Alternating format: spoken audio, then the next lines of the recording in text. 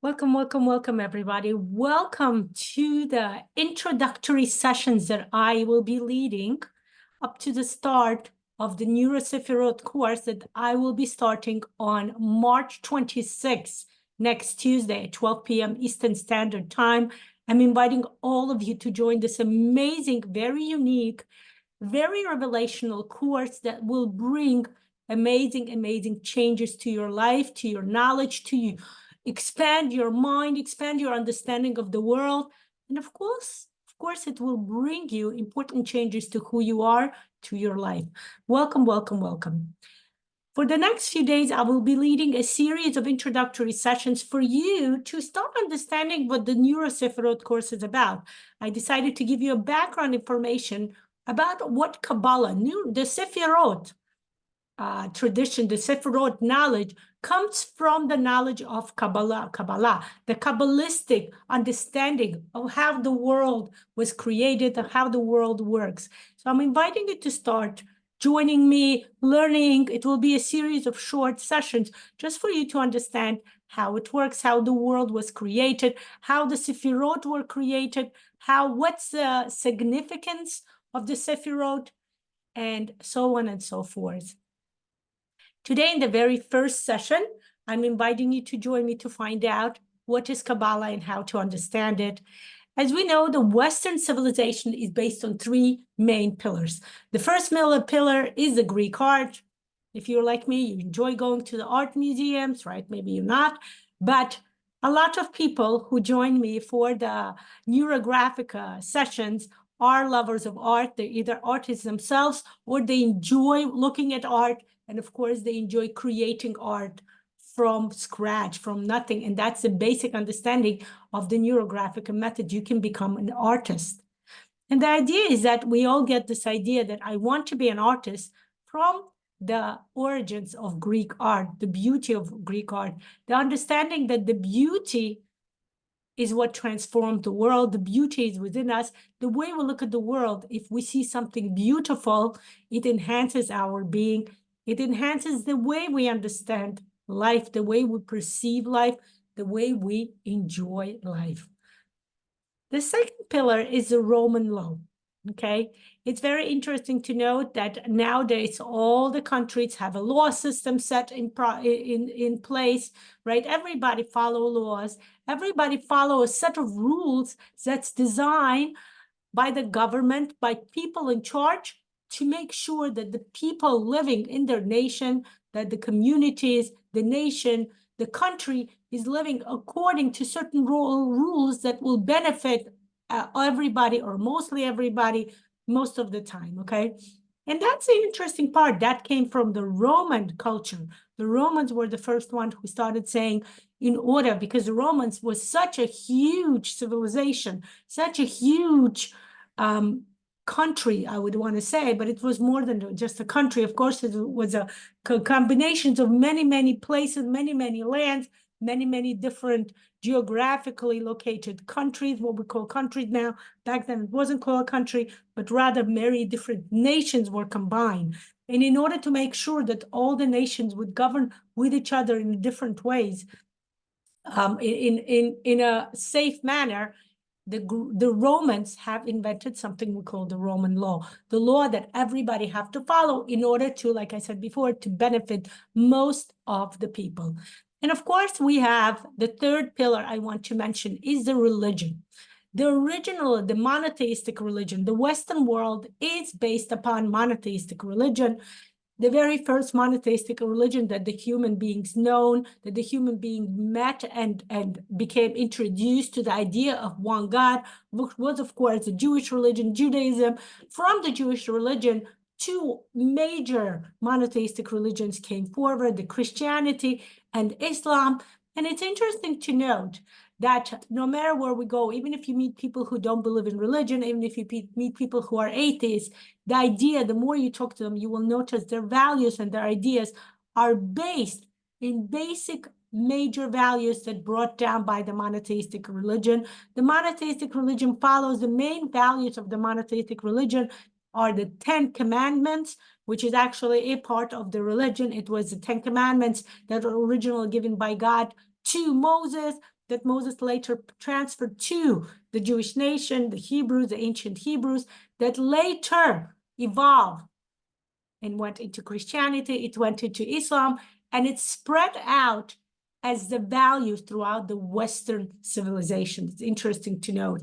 By the way, if you want to see, I have a whole video on the 10 Commandments that I made. If you're interested, let me know. I will post the link in the comments.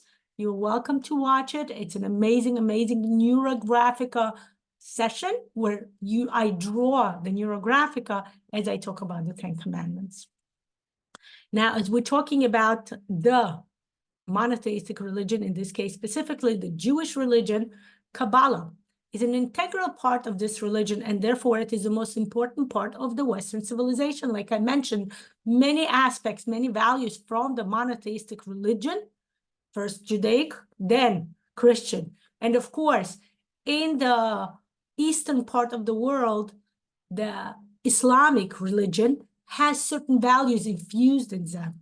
And it's interesting to note that Kabbalah used to be a very close form of learning the esoteric, the mystical understanding of how the world operates, of how the world was created, of the universal knowledge. Nowadays, a lot of people study the Buddhism. Buddhism was actually brought to the Western world with the help of Carl Gustav Jung, one of the major psychologists who developed the field of psychology. He was the first one to start saying, why can we create a fusion of Eastern understanding of the world with the Western?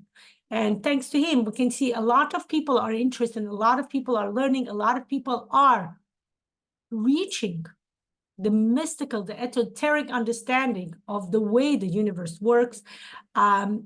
I'm not going to say I studied the Buddhism so much, but I am familiar with many various Buddhistic studies and understandings. And I must say, it was very interesting to note how the Kabbalistic understanding of how the world works and the Buddhistic understanding is actually quite connected. There is no, for many Jewish people, there is no people who know how Kabbalah was developed and how it came. It is not much of a surprise. And it's connected to the figure of Abraham, again, the father of the monotheistic religion, right? Abraham is considered to be the father of Islamic religion, the father of Christian religion. And of course, Abraham was the very first Jew, considered to be the very first, again, recipient and the spreading. He was responsible for spreading the idea of the monotheistic God, belief in one single God, as opposed to many various gods, as was customary in his times.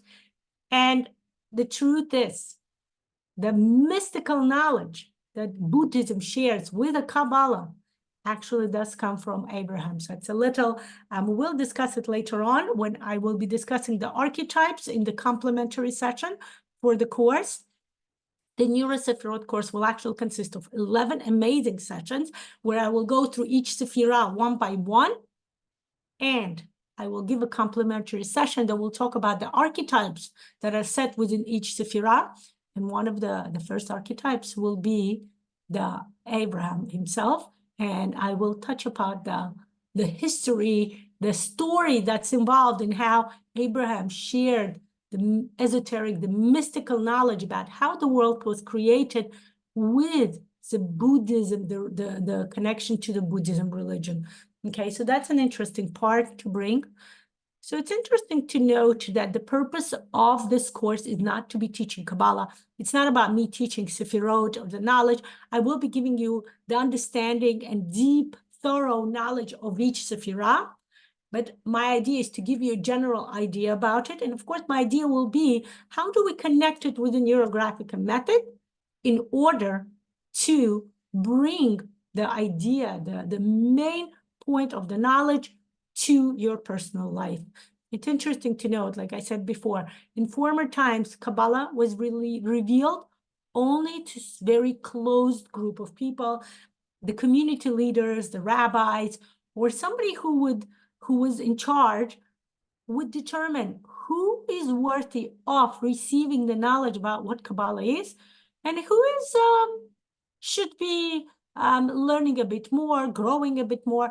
There used to be a tradition that only men would learn Kabbalah. There used to be a tradition that only men of the age of 40 and older would learn Kabbalah. Nowadays, we know, of course, that all of that went away. Women do learn Kabbalah. Women are revealed and actually create many Kabbalistic. They write books. I personally read a number of books that written by women on the Kabbalistic study, on the understanding. One of the major ways I read, it was in Russian. I don't know if she published in English. Her name is Esther K. She created a great book that talks about reincarnational stories from the Kabbalistic teachings, the idea to understand how reincarnation works in Kabbalah. And from her, I'm taking this, that the word Kabbalah actually has two meanings in Hebrew, okay? The word Kabbalah, the first Kabbalah, Kabbal means to receive, and it refers to the passing of knowledge. It could be knowledge, it could be a spirit of holiness, it could be prophecy, it could be even initiation, the passing of knowledge from the teachers to the students. And that's what the word Kabbalah means in the not direct version, but rather understanding what the word Kabbalah means, okay? Now, the second version of understanding the word Kabbalah is based on the Hebrew word Gakbalah, which actually means directly, grammatically, semantically means receiving, okay? To receive something from someone. And that's the idea, that's the understanding we can have about what Kabbalah is. Again, I'm inviting you to join me for the next session. Thank you for listening.